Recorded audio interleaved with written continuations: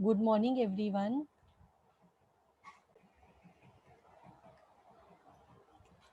This is the sum we will be doing today in front of your screen. Mrs. Desai and Company, a trader of plastic toys, had 12,000 toys valued at rupees 3 per toy. Now tell me, uh, ये Mr. Desai and Company is there, a trader of plastic toys. So this 12,000 toys this trader had valued rupees 3 per toy. ये क्या है? What stock this is? This is purchase. This is purchase done previously. तो इसको ये 12,000 toys क्या है? This is nothing but our opening stock. Getting it? यहाँ पे जो यूनिट्स है वो टॉयज है. Means the Desai and company trader having 12,000 toys and one toy is of 3 rupees. So this is what? This is nothing but this is the opening stock. So आगे जाके they have given his purchases and sales during first 6 months ending 31st December 2013 was as under. So 22nd July. तो 22nd जुलाई को what is given? ये 6 month period है. तो जुलाई से लेके दिसंबर this will be 6 month because they have told 6 months ending. Month is ending at December. तो दिसंबर से 6 महीना मतलब स्टार्ट कब हुआ रहेगा? 1 जुलाई को. तो ये जो 12,000 टॉयज है 3 रुपीज का, ये कौन से डेट में लिखना पड़ेगा? This we have to write down on 1 July. कैसे? 1 जुलाई से लेंगे ना. जुलाई, अगस्त, सितंबर, अक्टूबर, नवंबर, दिसंबर. बिकॉज जैन से June are first 6 months and after June July to December is another 6 month. तो यहाँ पे क्वेश्चन में they have told 6 months ended. तो हमें 6th month एंड कभी हो रहा है? This 6 month at December. तो स्टार्ट कब हुआ रहेगा? 1 जुलाई को. Any confusion here? See, they have not given the opening stock का डेट. सो डेट नहीं दिया तो हमें ये चीज ध्यान में रखना पड़ेगा कि अगर फर्स्ट 6 मंथ पीरियड है तो ये स्टार्ट कब हुआ रहेगा? ये 6 मंथ जैन में तो स्टार्ट नहीं हो सकता because Jan to December is 12 month. And they have told year, highlight कर लेती हूँ मैं इसको. They have told year 6 month. 6 month मतलब एंड हो रहा है दिसंबर में. सो स्टार्ट कब हुआ होगा? जुलाई में.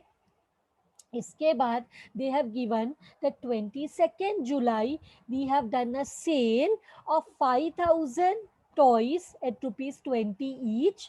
So 5,000 toys sell किया है. And 23rd July को what has happened? There is a purchase, and along with purchase the company, the trader has incurred carriage inward. Now what do you mean by carriage inward? Carriage inward is the transportation expenses which are incurred in the course of purchase of goods. मतलब goods purchase करते वक्त जो transportation का खर्चा होता है, yes, जो transportation का खर्चा होता है उसको हम कैरेज इनवर्ड बोलते हैं. This we have to add to the purchase. This 1000 we will have to add to the final purchase. मतलब हमने 10,000 टॉयज 15 रुपीज का परचेज किया, उसमें हमें 1,000 रुपीज ऐड करना पड़ेगा. What we will have to do? 10,000 into 15 जो है 1,50,000. उसमें we will have to add 1,000 का carriage and then we will get the final amount for carriage. Final amount for, I mean final amount for purchase. We will get the final amount for purchase. उसके बाद 25th October there is a sales. 25th October there is a sales 8,000 toys at rupees 24. And on 26th October there is a purchase, but again there is a purchase, and again there is a carriage inward of 1200. तो again purchases में 12,000 into 18 करके 1200 जो है we will add to purchase. तो and finally there is a sale on 31st December for 13,000 units. हमें क्या ascertain, क्या calculate करना है? Cost of stock on 31st December means we have to find out the closing stock. And which method? Weighted average method. Which method we will be following? Weighted average method. So now let us weighted average method है, तो पहले सबसे पहले let us prepare the stock register for which period?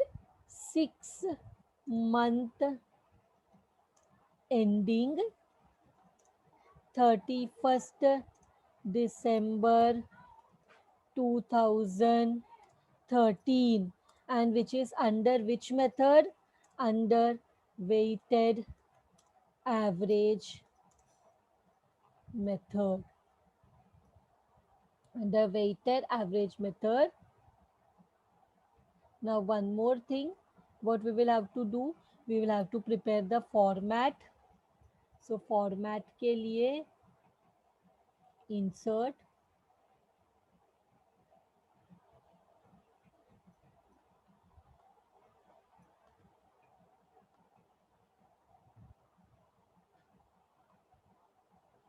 weighted average है तो rate हमें नहीं चाहिए ना, we don't want rate in the balance.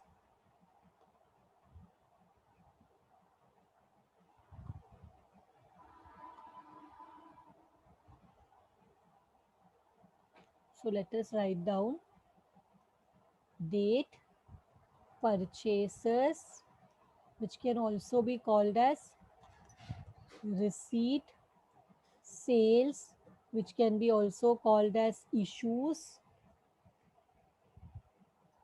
and finally balance. यहाँ पे यूनिट्स, हमारा यूनिट्स यहाँ पे टॉइस है, rate, amount, units, rate, amount. Here we want units and amount. So let us start. First first date which is given is 1st July. 1st July. तो उस 1st July लिखने से पहले let me write the year 2013 1st July. Right, because 6 month ending है, भले first date 22nd जुलाई दिया है, but opening stock will be at the first date. अगर 6 मंथ 30 जून को खत्म हो जाता है तो नेक्स्ट डे कब से शुरू होगा? 1st जुलाई से, and the year is ending on 31st December. So it is ये कहाँ आएगा? 12,000 unit. See opening stock, where will the opening stock come? Opening stock कहाँ लिखेंगे? परचेसेस में या बैलेंस में? बैलेंस में लिखेंगे. Correct answer. 12,000 इंटू 3 मल्टीप्लाई करके tell me how much you will get. 36,000. ये पहला वाला transaction is done. Now second transaction is on 22nd July. Second transaction is on 22nd July. So 22nd July को क्या है? ये परचेस है या सेल है? What is the transaction? Sale. तो we will go to the sale. How many unit? 5,000. अब rate कैसे निकालेंगे?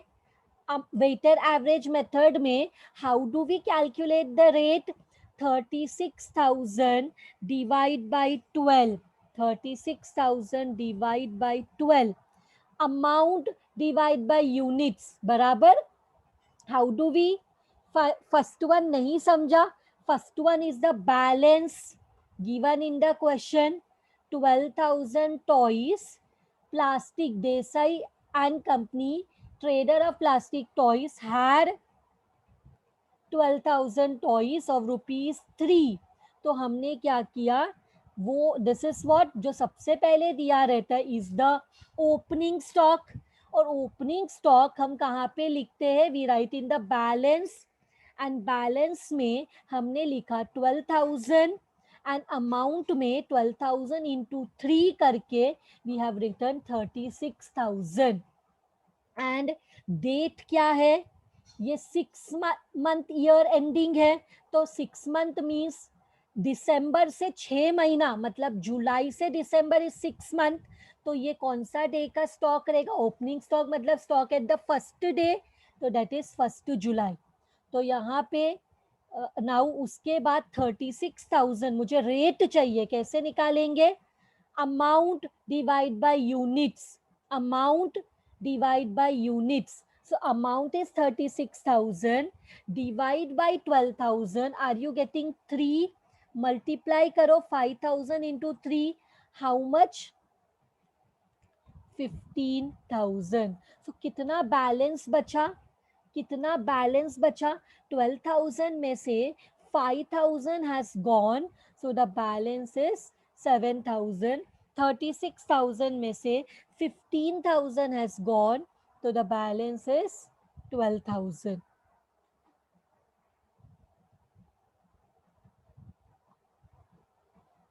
Which is the next one, which is the next one after this, next transaction kabhi, and everyone now pay attention here, very important, pay attention. Next jo hai, that is on next transaction is on 23rd July, 23rd July. And उस दिन क्या हुआ है, उस दिन purchases हुआ है. Purchases कितना यूनिट का है, purchases is of 10,000 units. rate given is 15, rate given is 15. So 10th I will like to explain you with the working note. तो यहाँ पे what we will do, working note में जाते हैं just to make you all understand. तो यहाँ पे purchases में क्या है, purchases 10,000 into 15, which is giving us how much, 1,50,000. This is giving us 1,50,000.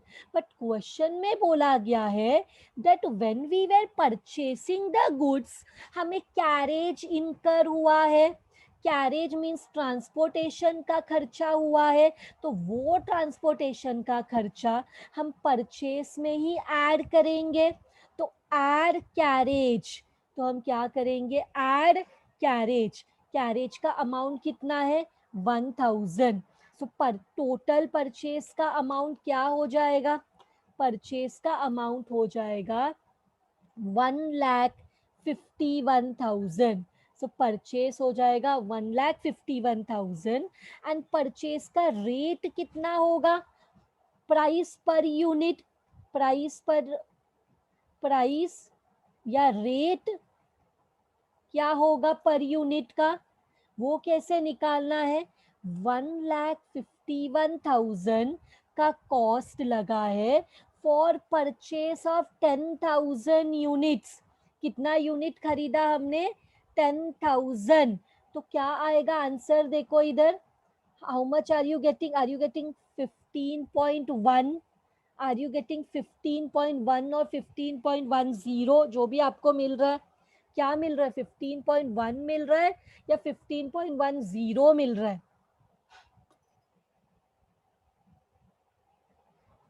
इसका मतलब कि हमें ना क्वेश्चन में बोला गया है दैट हमने 10,000 टॉयज खरीदा, हमने 10,000 टॉयज परचेज किया फॉर 15 रुपीज. बट ये 15 रुपीज में 1,000 of carriage is not included. So हम क्या करेंगे, पहले तो हम जो भी कॉस्ट है टॉयज का वो लिखेंगे, उसमें कैरेज ऐड करेंगे because it is a expense. फिर जब टोटल अमाउंट आएगा तो उसको डिवाइड करेंगे यूनिट से, क्या करेंगे, उसको डिवाइड करेंगे यूनिट से. So then we will be able to get the price per unit. तो यहाँ पे रेट क्या लिखना है, यहाँ पे रेट लिखना है 15 नहीं 15.1 एंड यहाँ पे अमाउंट क्या लिखना है 1,51,000. यहाँ पे अमाउंट क्या लिखना है 1,51,000 which is inclusive of carriage.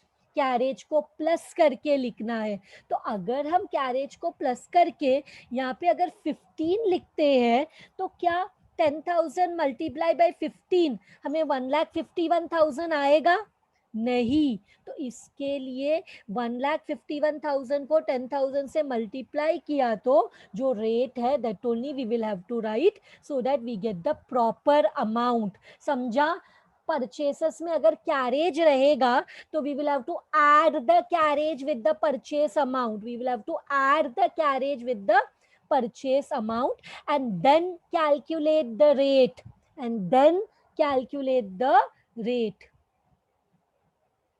कैसे रेट कैलकुलेट करना है?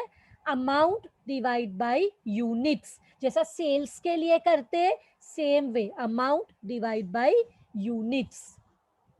Any confusion here? Now go to the balance. पहले का 7,000 और अभी का 10,000. How much it will become? पहले का 7,000 और अभी का 10,000. It will become 17,000. And amount पहले का 21,000 अभी का 1,51,000. How much is it coming? 1,72,000. So this is also done.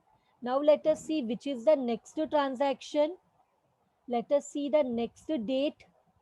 23rd के बाद it is 25th of October. This 25th of October. 25th October को क्या है? Is it purchase or sale? It is sales. See 23rd July को, if you want me to explain again, 23rd July को it was a purchase of 10,000 toys at 15 each. तो 10,000 toys at 15. तो हमने यहाँ पे वर्किंग नोट में 10,000 toys को multiply किया 15 से. So we got 1,50,000. फिर उसके बाद क्वेश्चन में they have given that there is a carriage of 1,000. So carriage means what? Additional expenses of traveling for जब टॉयज को परचेज किया तो हमें क्या हुआ? कैरेज का खर्चा हुआ 1,000. सो हमने क्या किया? ऐड किया 1,50,000 जो टॉयज का खर्चा है उसमें कैरेज ऐड किया तो वी गॉट 1,51,000. सो अमाउंट में लिखा 1,51,000. पर ये रेट कैसे कैलकुलेट किया? Amount divide by units. Amount is 1,51,000 and कितना unit of toys खरीदा? 10,000. So 1,51,000 divide by 10,000 you will get 15.1. That is what we have written. इसके बाद when we calculate the units, पहले के 7,000 अभी का 10,000 that is 17,000. पहले का 21,000 अभी का 1,51,000 which is equal to 1,72,000. Now we will go to the sales. How much unit है sales का? How much unit है sale का? 1 minute. Sales का unit कितना है? See how much unit of sales कितना कर रहे? कितना टॉयज सेल करने वाले? How much is the toys? 8,000. And tell me 17,000 में से हम 8,000 सेल कर रहे under weighted average method. Rate कैसे फाइंड आउट करते हैं? Amount divide by units. How to find out the rate? Amount divide by units. So 1,72,000 divide by 17,000 करो. 1,72,000 divide by 17,000 करो. Everyone is getting 1.11. 1.12 नहीं आ रहा ना, 1.11. थर्ड डिजिट क्या है? What is the third digit? 1. 10.117 है क्या? इफ इट इज 10.117, तो जब हम 2 डिजिट में रिस्ट्रिक्ट करते हैं तो 7 के वजह से we will have to take it 10.12 because it's 10.117. 7 is more than 5, तो हम 1 को 1 2 करेंगे when we are restricting to 2 decimals. Now 8000 into 10.12 करो. How much are you getting? Are you getting 80,941? Yes, rounding off किया. 80,000 80,941 आया when you multiplied 8,000 into 10.12. 8,000 into 10.12. 8,000 into 10.12 कितना आ रहा है? Is it coming there? What answer are you getting? Let me also multiply and check. 8,000 into 10.12. अच्छा, we are getting this summer. 1 minute. 960 आ रहे हैं ना? 80,960. 80,960.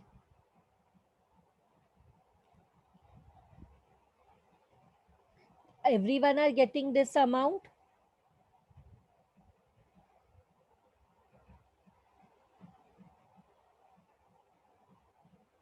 Yes. तो कितना यूनिट बच गया? तो कितना यूनिट बच गया?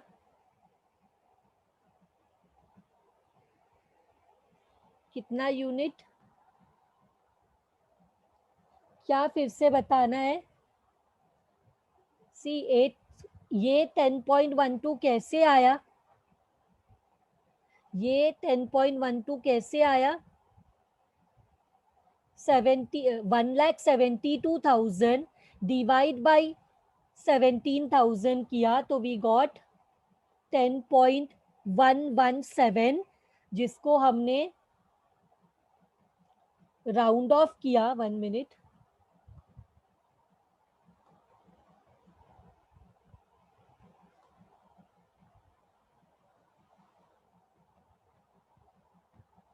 जिसको हमने राउंड ऑफ किया तो we got 10.12. What is the confusion here? Multiply किया तो ये आंसर आ रहा है ना सबको? Are you getting this answer when you are multiplied? तो 17,000 में 8,000 गया तो इट इज 9,000 एंड माइनस करो, क्या आंसर आ रहा है? 1,72,000 में से 1,72,000 में से माइनस करो 80,960. How much are you getting? 91,040. Let us go to the next transaction. After 25th, it is 26th October. 26th October को again, now pay attention everyone. It is a purchase. Purchase कितना unit of toys किया? 12,000 toys purchase किया 18 rupees में. And carriage का amount हुआ 1,200. हम purchases में carriage को ऐड करते हैं. Again go to the working note. Purchases में how much 1,000? 12,000 toys at 18 rupees. कितना होता है? मल्टीप्लाई करो 12,000 इंटू 18. We are getting 2,16,000. इसमें ऐड करना है, इसमें ऐड करना है carriage. Carriage is what? Transportation expense. तो कैरेज इनवर्ड ऐड करना है. तो कितना कैरेज इनवर्ड है? 1,200. तो दोनों को ऐड करेंगे तो टोटल अमाउंट परचेज का, टोटल परचेज कितना आएगा? तो परचेज का अमाउंट आएगा, या इसको टोटल परचेज के बदले में we can also say net purchase. कितना आएगा नेट परचेज?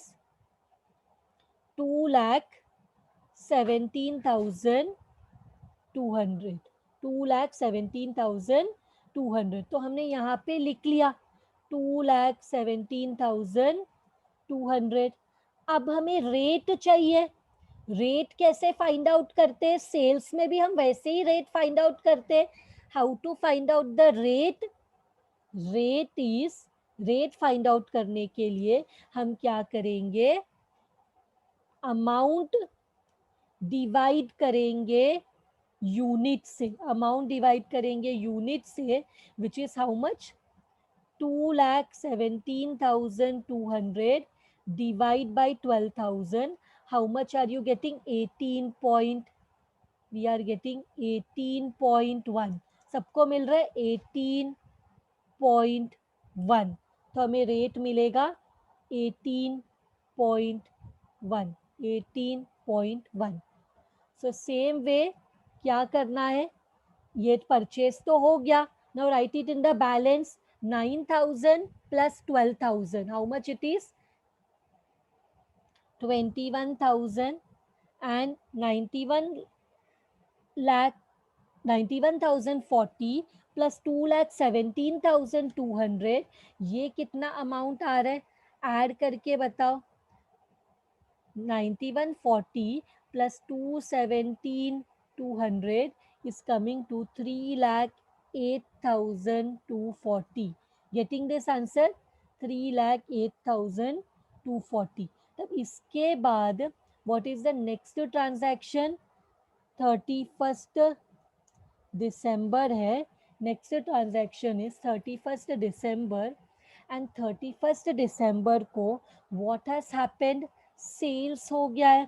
सेल्स यहाँ पे हम फीफो मेथड के जैसे फर्स्ट इन फर्स्ट आउट नहीं करते, हम डायरेक्टली सेल्स का यूनिट लिखते हैं. और जो रेट है वो हम कैसे कैलकुलेट करते हैं? Amount divide by units, amount divide by units. So 3,08,240, 3,08,240 divide by 21,000 करो. How much are you getting? 14,678. तो उसको 68 कर दिया. 1468 आ रहा है. आंसर आए ऐसे आ रहा रहेगा 14,678. तो 6 7 लेंगे तो third digit is more than 5. तो 7 का हमने 8 कर दिया, राउंड ऑफ कर दिया. मल्टीप्लाई करो, मल्टीप्लाई करो 13,000 into 14.68. Are you getting 1,90,840? 1,90,840. सो 21,000 में से, 21,000 में से कितना सेल कर लिया? 21,000 में से वी हैव सोल्ड 13,000. तो अभी हमारे पास कितना यूनिट है? 8,000. सो अमाउंट कितना है? What is the amount what we have? 3,08,240 minus 1,90,840. कितना आंसर बचा? 1,17,400 is what we are left with at the closing stock. So the final answer जो क्वेश्चन में पूछा है that is this 31st December का stock. So we have to write here closing stock on 31st December. How much unit? 8,000 units at rupees 1,17,400. This is done. This is done.